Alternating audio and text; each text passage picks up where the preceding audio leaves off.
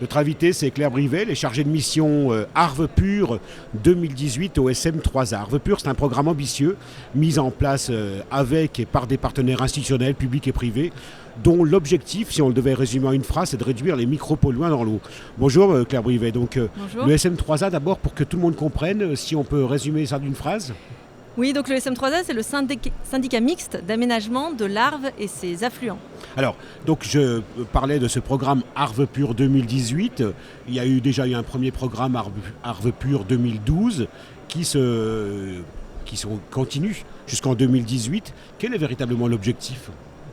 Oui, alors le programme Arve Pur 2018 vise à réduire tous les rejets polluants, notamment les micropolluants, puisqu'on a eu déjà un premier programme Arve Pur 2012 qui a vraiment été une réussite et qui a permis de façon très marquée de réduire les pollutions métalliques dans l'Arve, qui était un des gros soucis dans les années 90-2000.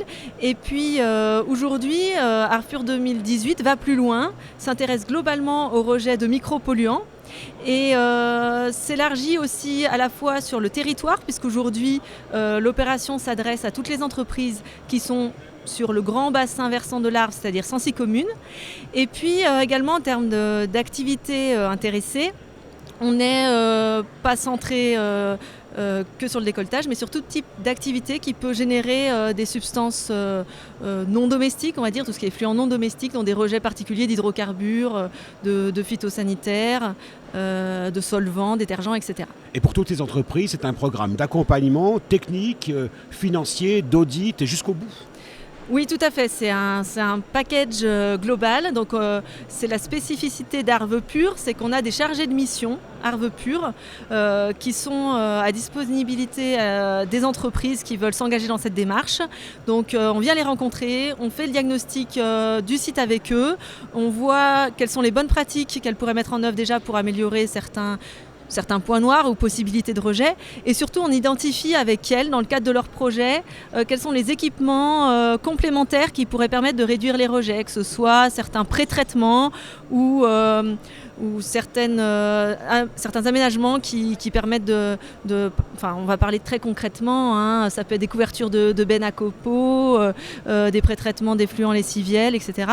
Donc là, le chargé de mission accompagne véritablement l'entreprise dans l'identification des problèmes et dans la constitution d'un dossier de demande d'aide financière. Et pour toutes ces entreprises donc, qui font appel à toi pour le diagnostic, mais plus largement, c'est véritablement une opportunité financière d'audit d'être dans l'économie, enfin pas l'économie, mais le développement durable.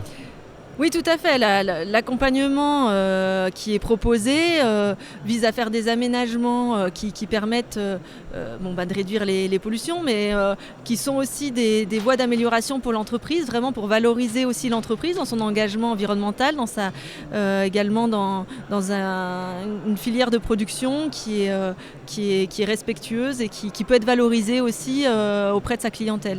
Est-ce qu'il y a encore des chefs d'entreprise qui ne sont pas sensibilisés ?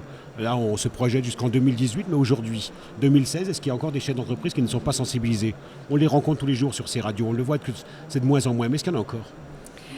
Oui, vous avez raison, je pense qu'il y en a de moins en moins. Néanmoins, aujourd'hui, il y a certaines entreprises qui ont besoin de faire des efforts, qui, de par certains contextes qui leur est propre, ont eu besoin de faire d'autres investissements prioritaires et qui aujourd'hui auraient besoin de passer cette seconde étape avec notre accompagnement vers des efforts pour être encore plus performants et plus respectueux de l'environnement. Celles qui ne le sont pas, c'est par méconnaissance ?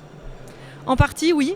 Par méconnaissance, et c'est pour ça que le diagnostic est très important parce que souvent on leur montre à la fois des bonnes pratiques et puis des changements de